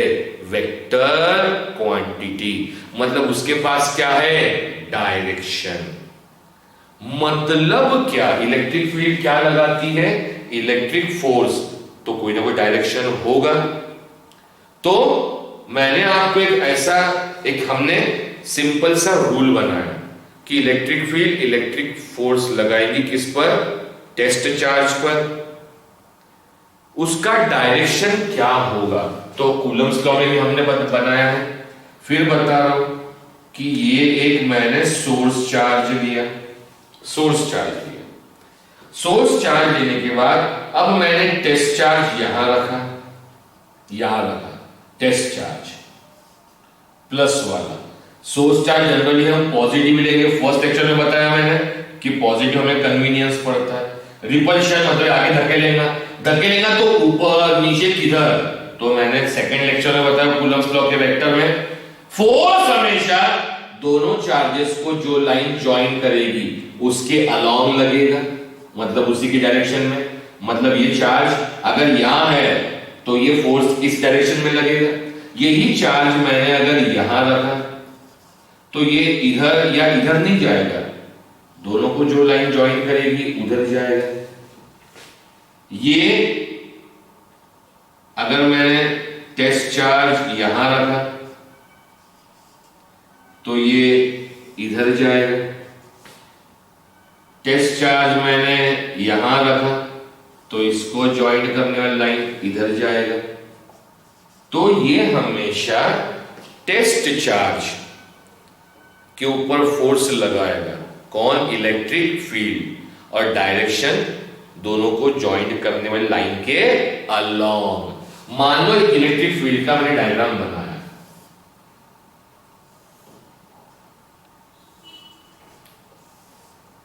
ये बनाया मैंने इलेक्ट्रिक फील्ड का डायग्राम, एक टेंटेटिव डायग्राम बना दिया। अब अगर मैंने मान लो ये इलेक्ट्रिक फील्ड एक सोर्स चार्ज ने बनाया, सोर्स चार्ज यहां है और ये उसकी इलेक्ट्रिक फील्ड। अब अगर मैंने यहां बनाया, यहां रखा मैंने किसको? टेस्ट चार्ज को, तो कैसा लगेगा इलेक्ट्रिक फील्ड? उसको टेंजेंट, ये चलेगा ज्वाइनिंग द लाइन। यहां रखा तो ये इसके अलावा हो गया, यहां रखा तो ये ज्वाइनिंग द लाइन, चलते जाएगा, तो लाइन ज्वाइन करेगा। ठीक है, इसको आगे हम और पढ़ेंगे डिटेल, लेकिन ये इसके फंडामेंटल पूरे पढ़ने के लिए, इसको आगे बढ़ाने के लिए एक बड़ा इंपॉर्टेंट कंसेप्ट सीखना है, एक बड़ा ही इंपॉर्टेंट कंसेप्ट सीखना है। क्या? ध्यान दीजिए, ये इलेक्ट्रिक फील्ड का बताइए। अब हमने क्या देखा, साइंटिस्ट ने क्या देखा, जिन्होंने ये थ्योरी बनाई उन लोगों ने क्या ऑब्जर्व किया, उन्होंने क्या देखा, तो समझिए। Electric field is a vector quantity and what that scientist have observed,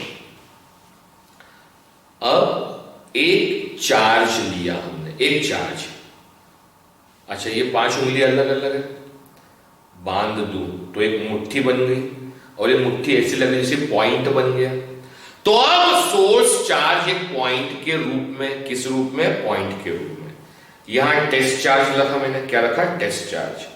ये सोर्स चार्ज इस टेस्ट चार्ज पे यहां रखने से फोर्स लगा रहा है। मान लो वो फोर्स लगा रहा है 10 न्यूटन का।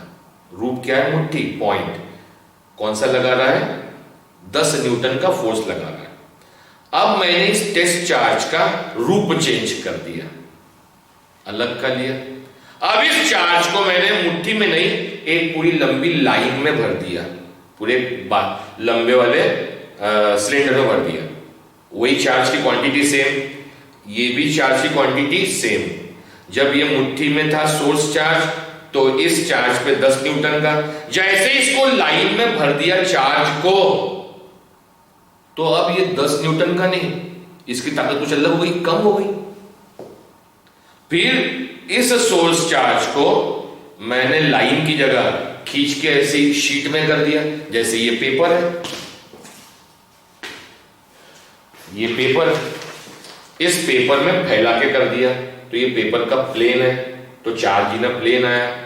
टेस्ट चार्ज की वही क्वांटिटी, उतना ही डिस्टेंस, लेकिन लगने वाला फोर्स फिर चेंज हो गया। इस सोर्स चार्ज को मैंने स्फीयर में बंद किया, लगने वाला फोर्स फिर चेंज हो गया। तो अब आप बताइए,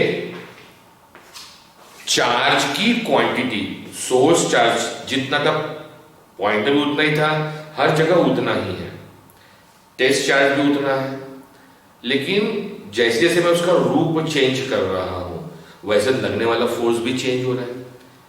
मतलब लगने वाला फोर्स चेंज हो रहा है, मैं रूप चेंज कर रहा हूं, मतलब क्या चेंज कर रहा हूं? क्या?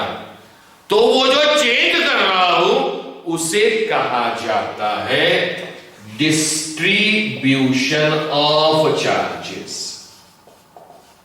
It is known as distribution of charges, कि चार्जेस डिस्ट्रीब्यूट कैसे हुए हैं। डिस्ट्रीब्यूशन को एक और एग्जांपल से समझते हैं। यहां हमने टेस्ट चार्ज रखा बेटा, टेस्ट चार्ज, ठीक है। इधर में सोर्स चार्ज रखा, जो इस पर 10 न्यूटन का फोर्स लगा रहा है रिपल्शन का। इधर भी एक सोर्स चार्ज और लिया, वो भी इस पर फोर्स लगा रहा है रिपल्शन का। इधर इधर दोनों 10-10 न्यूटन का फोर्स लगा रहा है, दोनों 10-10 न्यूटन का फोर्स लगा रहा है। तो बताइए इस टेस्ट चार्ज पे टोटल फोर्स कितना लगा, नेट फोर्स कितना लगा? ये चार्ज कहां जाएगा? तो आंसर है कहीं भी नहीं, क्योंकि नेट फोर्स विल बी 0, क्योंकि दोनों की डायरेक्शन अपोजिट है। अब यही काम किया मैंने, ये सोर्स चार्ज, ये भी सोर्स चार्ज, और ये टेस्ट चार्ज, ये भी 10 न्यूटन का, ये भी 10 न्यूटन का। अब बताइए कितना फोर्स एक्सपीरियंस करेगा? यहां पर नेट फोर्स 0, यहां पर नेट फोर्स 20 न्यूटन, यहां पे 0 न्यूटन। दोनों केसेस में क्या बदला? क्या चार्जेस की क्वांटिटी बदली? नहीं, लगने वाला फोर्स बदला। क्यों बदला? क्योंकि ये चार्जेस ऐसे डिस्ट्रीब्यूट थे, अब ये चार्जेस ऐसे डिस्ट्रीब्यूट है। तो लगने वाला फोर्स कब बदल रहा है? कौन सा फोर्स? Electric force. लगा कौन रहा है? Electric field. कब बदल रहा है? जब अपने चार्जेस का क्या बदल दिया? डिस्ट्रीब्यूशन।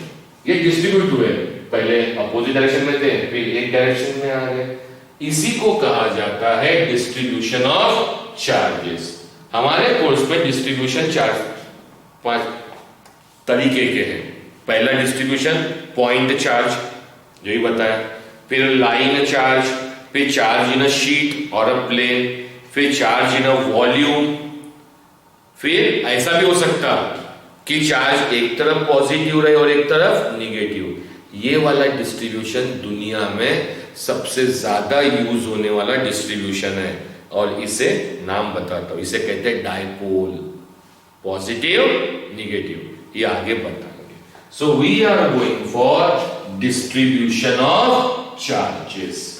तो पहला डिस्ट्रीब्यूशन हम ले रहे चार्ज का point charge, distribution of charges का जैसे डिस्ट्रीब्यूशन चेंज करोगे लगने वाला फोर्स चेंज होगा। कौन सा फोर्स? Electric force. लगाती कौन है? इलेक्ट्रिक फील्ड, मतलब इलेक्ट्रिक फील्ड की ताकत, इलेक्ट्रिक फील्ड इंटेंसिटी। चलिए अभी हमारे पास इलेक्ट्रिक फील्ड, अच्छा according to Coulomb's law force का formula 1/4 pi epsilon naught Q upon are square. Electric field intensity का फॉर्मूला थोड़ी देर पहले बना के दिया, 1/4 pi epsilon naught Q upon are square. Test charge के टर्म में F upon Q, test charge के टर्म में, सोर्स चार्ज के टर्म में। ध्यान रखिएगा, क्लियर, समझिए। और यूनिट हम आगे बनाएंगे इसका कॉमन। अब पॉइंट चार्ज, अब एक चार्ज लिया मैंने, कैसा? पॉइंट चार्ज लिया प्लस Q, ये सोर्स चार्ज, ये क्या है बेटा? Source charge. अब जरा ध्यान देके सीखिएगा, ये सोर्स चार्ज है। अब मैंने टेस्ट चार्ज यहां रखा तो लगने वाला force along the line joining the them, तो ये लगा फोर्स। यहां रखा तो इधर लगा, यहां रखा तो इधर लगा, यहां रखा तो इधर लग रहा है, इधर लग रहा है, इधर लग रहा है, हर डायरेक्शन में लग रहा है। ये डायग्राम देख के आपको ऐसा क्या लगता है? 10th के किस चीज की याद आती है? कि एक सर्कल है और सर्कल में हमने एक सेंटर लिया और सेंटर से निकलने वाले रेडियस, इस तरह का फील आ रहा है। ये सारे के सारे रेडियस है।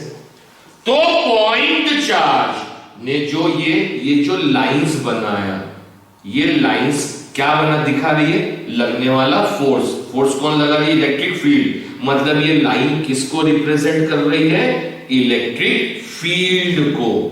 और ये इलेक्ट्रिक फील्ड कैसे लग रही है? सर्कल के जैसे रेडियस निकला हुआ है। तो पॉइंट चार्ज जो इलेक्ट्रिक फील्ड बनाता है अपनी चारों तरफ, उस इलेक्ट्रिक फील्ड को एक और नाम है, it is known as radial field, known as radial field. तो पॉइंट चार्ज हमेशा चारों तरफ बनाएगा क्या? अपनी इलेक्ट्रिक फील्ड। और इलेक्ट्रिक फील्ड में जो भी चार्ज आएगा वो क्या एक्सपीरियंस करेगा? फोर्स। किस डायरेक्शन में? Line joining them. ये हो गया पहला डिस्ट्रीब्यूशन। और इस डिस्ट्रीब्यूशन के लिए अगर मैंने टेस्ट चार्ज यहां रखा होता तो इस पर इलेक्ट्रिक फील्ड का फॉर्मूला क्या बनता बेटा? इलेक्ट्रिक फील्ड का formula 1/4 pi epsilon naught Q upon are square. अब ये फॉर्मूला डायरेक्टली मैंने डिराइव किससे किया था? कूलम्स लॉ से। वो फॉर्मूला मैं डायरेक्टली क्यों लगा पाया?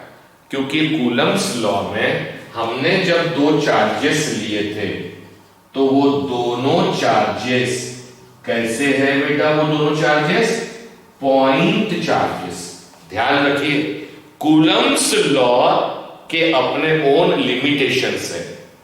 कूलम्स लॉ का फॉर्मूला ये जो बना है, फोर्स का हो या उसकी मदद से इलेक्ट्रिक फील्ड का, ये बना ही किसके लिए है? ये सिर्फ और सिर्फ पॉइंट चार्ज के लिए बना है। किसके लिए? पॉइंट चार्ज के लिए। अब क्योंकि ये पॉइंट चार्ज है तो हमने फॉर्मूला बना लिए। अब इसके बाद एक्चुअल इंटरेस्टिंग, चलिए समझ लीजिए। अच्छा, इसकी जरूरत नहीं, मैंने वहां लिखा हूं। मतलब पॉइंट चार्ज ऐसी इलेक्ट्रिक फील्ड बनाएगा, उसका नाम रेडियल इलेक्ट्रिक फील्ड और रेडियल फील्ड। अब सेकंड बना रहा हूं मैं डिस्ट्रीब्यूशन ऑफ चार्ज का दूसरा तरीका। Line charge. अब एक चार्ज जो ये था मुट्ठी में, इसको मैंने फैला के पूरे एक लंबी लाइन में कर लिया, तो इट इज अ लाइन। इस लाइन में क्या भरे पड़े हैं बेटा? Charges. These are the charges. ये पूरे लाइन में भरे पड़े हैं चार्जेस। ये चार्जेस भरे पड़े हैं। ये जो लाइन है, it is an infinitely long line. अब जैसे मैंने कहा इनफाइनाइटली लॉन्ग लाइन, इनफाइनाइटली का मतलब क्या होता है? इनफाइनाइटली लॉन्ग लाइन, तो कई बच्चे आ सकते हैं इनफाइनाइटली मतलब इनफाइनाइट जिसको हम गिन नहीं सकते, मतलब बहुत लंबा। अरे बहुत लंबा मतलब कितना लंबा, कितना इनफाइनाइट? तो फिजिक्स में मैंने मेरी क्लास में पहले भी समझाया, दोबारा समझाता हूं। फिजिक्स में इनफाइनाइट वर्ड ये हमेशा कंपेरेटिव या रिलेटिव वर्ड है। कंपेरेटिव या रिलेटिव वर्ड का मैं एक छोटा सा एग्जांपल देता हूं, सुनिए। ट्रेन देखिए आपने, ट्रेन 12 डिब्बों की ट्रेन है, 12 डिब्बों की ट्रेन है। उस ट्रेन को मुंबई से जाना है कलकत्ता, या कश्मीर से कन्याकुमारी जाना है। कश्मीर से कन्याकुमारी का डिस्टेंस जो है, या आपको समझाने के लिए और एग्जांपल देता हूं, प्लेन, एरोप्लेन जब आसमान में उड़ता है तो बताइए हमें क्या दिखता है? हम जमीन पर है, हमें क्या दिखता है? सिर्फ एक पॉइंट दिखता है, सिर्फ एक पॉइंट। वही प्लेन जब जमीन पे उतरता है, एयरपोर्ट में जाकर दिखते तो वो कई गुना बड़ा होता है, कई गुना बड़ा। तो उस प्लेन को कंपेयर कीजिए। अगर वो प्लेन हमसे कई किलोमीटर ऊपर है, कई किलोमीटर दूर है, तो वो हमारे लिए एक पॉइंट हो गया। और हमसे डिस्टेंस नजदीक है तो वो प्लेन हमारे लिए बहुत बड़ा हो गया। वही ट्रेन का एग्जांपल, ट्रेन कश्मीर से कन्याकुमारी जा रही है, तो ट्रेन की लंबाई मान लीजिए एक अज्यूम कर लीजिए 500 फुट है, आधे किलोमीटर की ट्रेन है, आधा किलोमीटर, और उसको कवर करना है 2000 किलोमीटर। तो 2000 किलोमीटर के कंपेरिजन में आधा किलोमीटर कुछ भी नहीं है, तो वो पॉइंट हो गई ट्रेन। लेकिन उसी आधे किलोमीटर की ट्रेन को एक खंबे को क्रॉस करना है, तो खंबा तो बहुत छोटा है, 1 फुट का होगा चौड़ाई में, 1 फुट और आधा किलोमीटर, आधा किलोमीटर मतलब 500 मीटर, 500 मीटर। उस 1 फुट कंपेरिजन में 500 मीटर तो बहुत ज्यादा हो गया, तो उसके लिए ट्रेन क्या हो गई? बहुत लंबी। तो यह कंपेरेटिव वर्ड है। तो बहुत लंबी का मतलब है कि हम कितना, किससे कंपेयर कर रहे हैं। तो ये लाइन इनफाइनाइटली लॉन्ग लाइन ली गई है। अब इनफाइनाइटली लॉन्ग लाइन ली गई है और एक पॉइंट पर बोला, मान लो इस पॉइंट पर पूछा गया, इस पॉइंट पर ये इस लाइन में जो चार्ज भरे हैं, इस लाइन में जितने चार्जेस भरे हैं उसके कारण इस पॉइंट पर कितनी इलेक्ट्रिक फील्ड बनेगी, कितनी इलेक्ट्रिक फील्ड बनेगी। मतलब ई की निकालना है वैल्यू, ई की निकालने की वैल्यू के लिए हमें क्या, ये तो कांस्टेंट है, चार्ज मालूम चाहिए, उसका डिस्टेंस। तो मैं पूछा है, बताइए इस लाइन में चार्ज कितने हैं, कितने चार्ज है लाइन में? लाइन तो इनफाइनाइटली लॉन्ग है, जैसे मैंने बोला नागपुर से रामटेक 50 किलोमीटर है। अब आप चलते जाइए, जो पोल पे तार लगे हुए, चलते जाइए, चलते जाइए, रामटेक से आगे आप तो उधर आगे और कलकत्ता भी निकल जा सकते हैं, बहुत ताकत है तो आपके अंदर। चार्ज गिन सकते क्या? नहीं। फिर हम इस लाइन जो इनफाइनाइटली लॉन्ग है, इसके चार्ज गिनेंगे कैसे, गिनेंगे कैसे? क्योंकि तो बहुत इनफाइनाइट लंबी लाइन, इनफाइनाइटली लॉन्ग लाइन है। चार्ज अगर पॉइंट होता तो डायरेक्टली क्यू लिखता, लेकिन इतनी लंबी है कि इसके चार्ज गिनना हमारे लिए पॉसिबल नहीं है। पॉसिबल नहीं है तो फिर हमने इसका एक तरीका निकाला। क्या तरीका निकाला? हमने इसके अंदर में एक डिस्टेंस लिया, छोटा सा डिस्टेंस लिया, मान लो यहां से लेके यहां तक, जिसको हम गिन सकते हैं, यहां से लेके यहां तक। इस डिस्टेंस को हमने डिनोट किया किससे बेटा, L, और ये डिस्टेंस किस में लिया, मीटर में। मतलब वो डिस्टेंस जो हम आराम से गिन सके, L डिस्टेंस लिया। तो L डिस्टेंस में जितने चार्जेस, क्या बोला बेटा मैंने, L डिस्टेंस में जितने चार्जेस होंगे, it is known as lambda, it is known as lambda. तो लैम्ब्डा, ये चार्जेस कितने डिस्टेंस में है, L मीटर में। कितने मीटर में, L मीटर में। तो बताइए 1 मीटर में कितने चार्जेस हो गए, L को नीचे लेके आइए, लैम्ब्डा अपॉन L। तो 1 मीटर डिस्टेंस में चार्ज कितने हो गए, L डिस्टेंस में चार्ज कितने हैं, लैम्ब्डा। तो 1 मीटर में चार्ज कितने हो गए, लैम्ब्डा अपॉन L। 1 मीटर में लैम्ब्डा अपॉन L। और अगर मान लीजिए ये जो लेंथ लिया, ये ऑलरेडी मैंने कितनी लेंथ लिया, अगर 1 मीटर, तो 1 मीटर मतलब L की वैल्यू कितनी ली है, 1। तो 1 मीटर में कितने चार्जेस है बेटा, 1 मीटर में कितने चार्जेस है, लैम्ब्डा। लैम्ब्डा को कहा जाता है लीनियर चार्ज डेंसिटी। हम पूरे लाइन के चार्ज गिन सकते क्या, नहीं। तो लाइन में हमने L की जगह कितना डिस्टेंस लिया, मान लो 1 मीटर डिस्टेंस लिया। 1 मीटर में जितने चार्जेस, उसको डिनोट किससे किया, लैम्ब्डा से। किसे डिनोट किया, लैम्ब्डा से। अब ये तो 1 मीटर है, लेकिन ये फॉर्मूला तो बना ही पॉइंट के लिए, तो 1 मीटर तो पॉइंट नहीं हुआ। अब 1 मीटर में हमने इतना छोटा डिस्टेंस लिया, इतना छोटा, इतना छोटा, कितना छोटा, तो उसको मान लिया dl। और ये तरीका बनाया था सर आइजैक न्यूटन ने कैलकुलस के लिए। तो वो डिस्टेंस, जो छोटा डिस्टेंस लिया, उस डिस्टेंस को कितना मान लिए बेटा हमने, dl। ये dl इतना छोटा डिस्टेंस है as compare to this line, इतना छोटा है कि ये किसके समान बिहेव करेगा, पॉइंट के समान। क्या मान लेंगे, पॉइंट के समान। तो 1 मीटर लंबाई में लैम्ब्डा चार्जेस, तो dl मीटर में कितने चार्जेस, लैम्ब्डा इंटू dl। एक पेन की कीमत 2 रुपए, तो 5 पेन की कीमत 2 इंटू 5 10 रुपीज। तो 1 मीटर में लैम्ब्डा चार्जेस, तो dl मीटर में लैम्ब्डा इंटू dl। और ये dl मीटर क्या हो गया, पॉइंट। तो ये तो चार्ज की वैल्यू हो गई, देयरफॉर ये पॉइंट, dl क्या है, पॉइंट डिस्टेंस। तो पॉइंट डिस्टेंस में जो चार्जेस होंगे उसे पॉइंट चार्ज कहेंगे, point charge divided by q।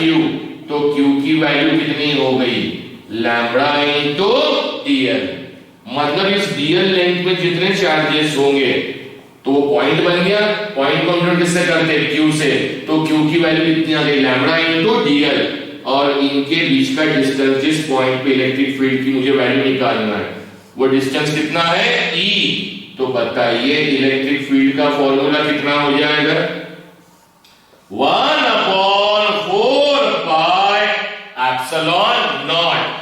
Q की वैल्यू कितनी निकली है, सॉरी ध्यान दीजिए, क्योंकि ये इलेक्ट्रिक फील्ड एक छोटे लेंथ के लिए निकल रही है, छोटे लेंथ के लिए। हमें तो पूरे लाइन में जो चार्जेस भरे हैं उनके कारण इस पॉइंट पर बनने वाली इलेक्ट्रिक फील्ड निकालना है। तो मैथमेटिक्स में बड़ा अच्छा हमें छोटे का निकाल लेते हैं, छोटी जगह की इलेक्ट्रिक फील्ड, छोटी जगह की इलेक्ट्रिक फील्ड डिनोट किससे किए, dE से। तो dE की value 1/4 pi epsilon 0। Point charges में वैल्यू कितनी हो जाएंगी, lambda into dl upon distance कितना है r। तो वैल्यू कितनी हो गई, r²। क्योंकि ये छोटी लेंथ और पॉइंट लेंथ के कारण बनने वाली इलेक्ट्रिक फील्ड d। तो पॉइंट लेंथ में बनने वाला चार्ज हम मान लेते हैं किससे डिनोट किया, dq से। तो d का फॉर्मूला है, छोटे पॉइंट में इलेक्ट्रिक फील्ड निकाला, 1/4 pi epsilon lambda dl upon r²। और बच्चों ये बात ध्यान रखिए, एक छोटे पॉइंट में निकाला, ऐसे छोटे छोटे पॉइंट में हर पॉइंट के चार्जेस की मैंने क्या निकाला, इलेक्ट्रिक फील्ड, और सबको जोड़ दूं तो जोड़ने के लिए मैथ्स में यूज करते साइन इंटीग्रेशन। तो integration of dE 1/4 pi epsilon naught, ये तो कांस्टेंट है बेटा, ये आ जाएगा इंटीग्रेशन। अब इसका क्यों, जब मैं इंटीग्रेशन पढ़ाऊंगा तब बताऊंगा। ये चार्जेस की वैल्यू चेंज होती जा रही है, ये चार्जेस, तो lambda dl upon are square. Any doubt to anybody? Distribution हमने यही फॉर्मूला वहां डायरेक्टली क्यों नहीं लगाया, क्यों नहीं लिखा, इसलिए नहीं लिखा क्योंकि क्यू इस जगह पे टोटल चार्ज क्यू आया क्या, क्यू तो ये पूरी लाइन में भरा हुआ है, पूरी लाइन का क्यू हम डायरेक्टली कैलकुलेट नहीं कर सकते, इसलिए हमने 1 मीटर में लिया। 1 यूनिट में चार्ज कितना मान लिया, लैम्ब्डा। लैम्ब्डा मतलब लीनियर चार्ज डेंसिटी, और चार्ज पर यूनिट लेंथ, एक यूनिट लेंथ में चार्ज कितना, लैम्ब्डा। एक यूनिट लेंथ में चार्ज कितना, lambda. Linear charge density lambda, या आप इसको ऐसा भी लिख सकते हैं, चार्ज पर यूनिट लेंथ मतलब लीनियर चार्ज डेंसिटी, और एल की वैल्यू कितनी ली हमने, 1 मीटर, तो कितना बन जाएगा, लैम्ब्डा। 1 मीटर में लैम्ब्डा, तो डीएल मीटर में कितना, लैम्ब्डा डीएल। इसे एक नाम और है लीनियर चार्ज डेंसिटी। अब एक पॉइंट के लिए निकाली इलेक्ट्रिक फील्ड, पॉइंट बनाए डीएल, तो electric field d, total line की निकालना है इंटीग्रेटिंग बोथ साइड्स। ये हो गया distribution of charges in a line. उसके बाद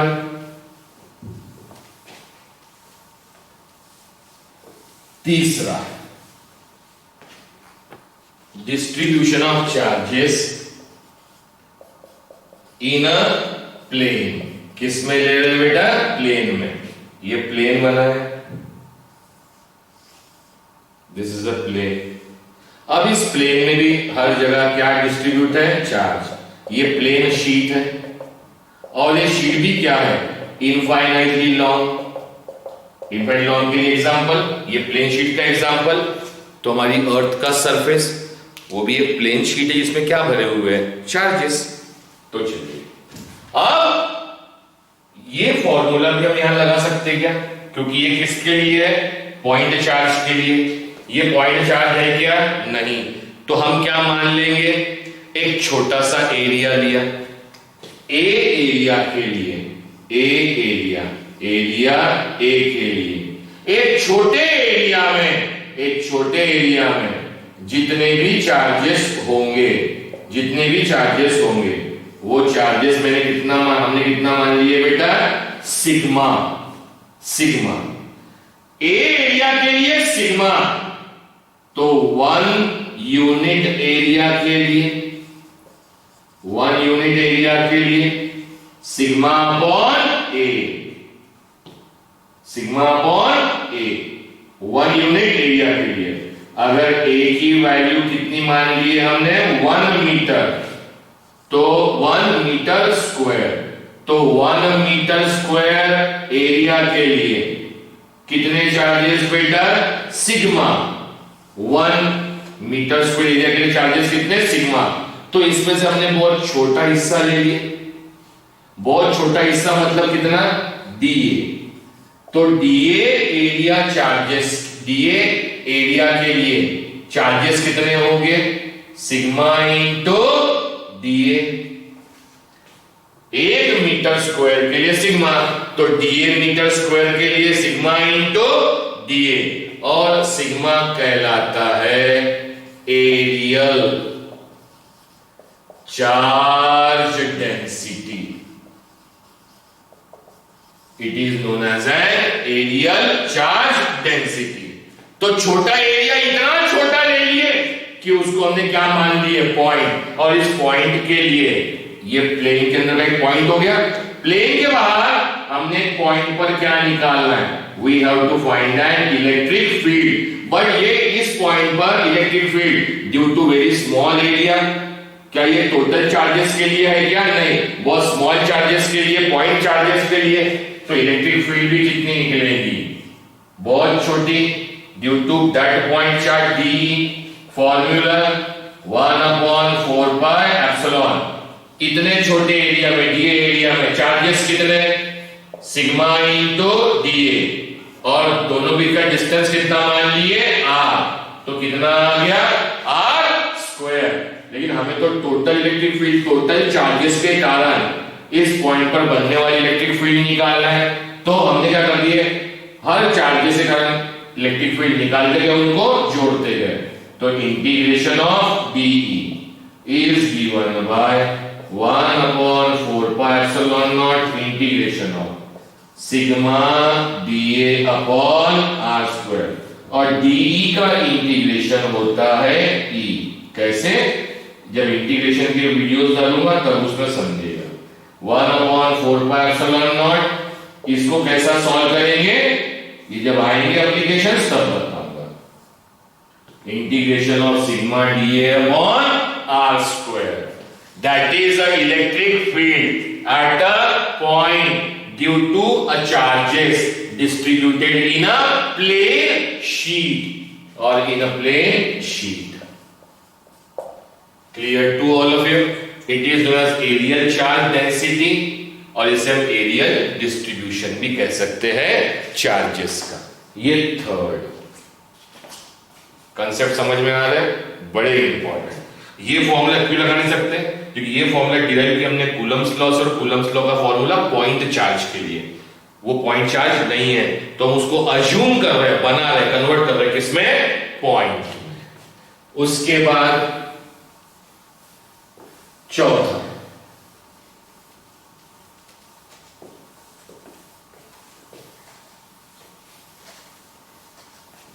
आज के लिए लास्ट एक डिस्ट्रीब्यूशन बनेगा डायपोल का, वो नेक्स्ट क्लास में कर लेंगे क्योंकि टाइम बहुत हो गया बेटा।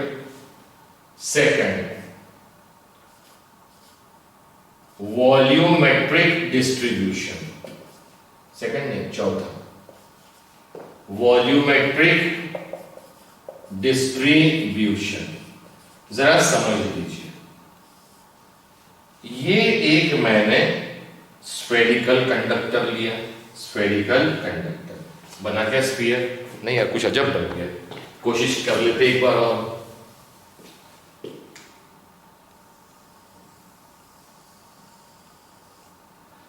ठीक, ये तो अच्छा बना, ठीक। अब ये स्फीयर जो है ये सॉलिड स्फीयर है, मतलब अंदर से खाली नहीं है, भरा हुआ है ये स्फीयर। अब इस स्फीयर को मैंने यहां से बाहर से क्या दिया बेटा? चार्जेस देते हैं, चार्जेस। अब बताइए चार्जेस का क्या होगा? क्या होगा? दो ऑप्शंस दे रहा हूं, क्या होगा? ये चार्जेस का क्या होगा? ये चार्जेस मैंने स्फीयर के अंदर दिया, क्या होगा? ये चार्जेस क्योंकि सेम है तो आपस में फोर्स लगाएंगे और दूर जाने की कोशिश करेंगे, रिपेल करेंगे और दूर जाएंगे। दूर जाने की कोशिश में ये रिपेल तो करेंगे, लेकिन दूर कब जा पाएंगे, अपनी जगह से हिल कब पाएंगे? जब ये जो सॉलिड स्फीयर है ये उन चार्जेस को अपने अंदर चलना अलाउ करे, मतलब ये स्फीयर कंडक्टर होगा। अगर ये कंडक्टर होगा, अगर ये कंडक्टर है तो ये चार्जेस यहां से चल के कहां आ जाएंगे बेटा? उसके सरफेस पर, और सरफेस पर आए तो ये अभी जो हमने प्लेन शीट पढ़े उसके सरफेस पे चार्जेस होते हैं, तो वो तो एरियल डिस्ट्रीब्यूशन हुआ। हमें एरियल नहीं, क्या पढ़ना है? वॉल्यूमेट्रिक। मतलब क्या? अगर ये चार्जेस दिए किसी भी मटेरियल को, अगर वो कंडक्टर है तो वो सरफेस पे आ गए, हमें सरफेस नहीं चाहिए, उसी एरियल को सरफेस चार्ज डेंसिटी भी कहा जाता है। अब हमने इस स्फीयर को चार्ज दिया, यहां यहां यहां यहां चार्जेस दिए, और ये कंडक्टर नहीं है, तो बताइए अब क्या होगा? ये कंडक्टर नहीं है, ये क्या होगा? अब ये चार्जेस जहां है रिपेल तो करना चाहते, लेकिन ये अपने अंदर अलाउ करता नहीं है। कौन? ये स्फीयर, क्योंकि ये कंडक्टर नहीं है, मतलब क्या है? Non conductor. तो ये चार्जेस अंदर जहां है वही रह जाएंगे। मतलब ये इस तरह से हो गया, जैसे आप वाटरमेलन देखते हैं, तरबूज, तरबूज में बीजें जहां है वही रहती, वो दूसरी जगह जाती नहीं है, तो वो उसके अंदर है, बीजे उसके अंदर है। तो इस डिस्ट्रीब्यूशन को कहा जाता है वॉल्यूमेट्रिक डिस्ट्रीब्यूशन। क्या कहते हैं बेटा? Volumetric distribution. टोटल वॉल्यूम, तो ये टोटल चार्जेस गिनना हमारे लिए पॉसिबल नहीं है, तो हमने छोटा वॉल्यूम लिए, V वॉल्यूम लिए, V वॉल्यूम V लिया। V में जितने चार्जेस होंगे उसको डिनोट किया है सिग्मा।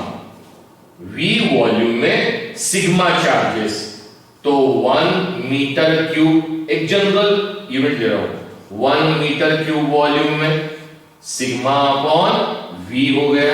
इसे कहा जाता है volumetric charge density. It is known as volumetric charge density. अगर V की वैल्यू, वॉल्यूम जो लिया वो भी अगर 1 मीटर क्यूब का लूं तो V की वैल्यू 1 हो जाएगी। तो 1 मीटर क्यूब में कितने चार्जेस? रो। अब उसमें इतना छोटा वॉल्यूम लिया, इतना छोटा, जो पॉइंट समान लगे, तो उसका नाम दिया dV। तो dV वॉल्यूम में कितने चार्जेस? रो इंटू dV। एक पॉइंट बाहर है, इन टोटल चार्जेस के कारण यहां पर जितनी इलेक्ट्रिक फील्ड बन रही वो निकालना है। हम टोटल चार्जेस का नहीं निकाल पाते, हम एक पॉइंट चार्ज की वैल्यू रो dV, क्योंकि पॉइंट वॉल्यूम लिया है, तो उसके कारण बनने वाला इलेक्ट्रिक फील्ड तो वो भी बहुत छोटा होगा। डिनोट किससे किया? DE से। तो DE की वैल्यू कितनी हो जाएगी with that formula? 1/4 pi epsilon not. Charge की जगह क्यों नहीं रख सकते? वो पॉइंट बहुत छोटे वॉल्यूम में, तो वैल्यू कितनी आ गई? Rho into dV। डिस्टेंस कितना? r square. Integrating both the sides, 1/4 pi epsilon naught rho dV upon r square का भी इंटीग्रेशन, क्योंकि इंटीग्रेशन का असर कांस्टेंट पर नहीं होता, जैसे लिमिट का नहीं होता। dE का इंटीग्रेशन E, तो 1/4 pi epsilon naught rho dV upon r square. And this is the volumetric distribution. एक और डिस्ट्रीब्यूशन जो सबसे इंपॉर्टेंट है बचा हुआ है डायपोल का, that will see in the next class. ये सब क्यों सिखा रहा हूं? क्योंकि इसी इलेक्ट्रोस्टैटिक को जब 12th में आएगा एप्लीकेशन ऑफ गॉस थ्योरम, तब ये डिस्ट्रीब्यूशन बहुत काम आएंगे, ये सिंबल्स बहुत काम आएंगे। पॉइंट चार्ज एक्चुअली दिया है, denote by Q। Line charge note number 1। Point charge के लिए डिनोशन Q। सेकंड, लाइन चार्ज के लिए डिनोशन लैम्ब्डा। तीसरा, इन अ प्लेन शीट और सरफेस चार्ज कहते हैं उसे। सरफेस में जो चार्ज रहेगा उसके लिए डिनोशन सिग्मा, और वॉल्यूम में जो चार्ज रहेगा उसके लिए डिनोशन रो। Clear? Any doubt to anybody? कोई भी डाउट, डिफिकल्टी हो, कोई भी टॉपिक नहीं समझो, ऐसे तो हो नहीं सकता। अगर हुआ भी तो प्लीज आप मुझे बोल सकते हैं, दोबारा बना के समझा के भेज दूंगा। Clear? Anyway, thank you very much. Thank you बेटा।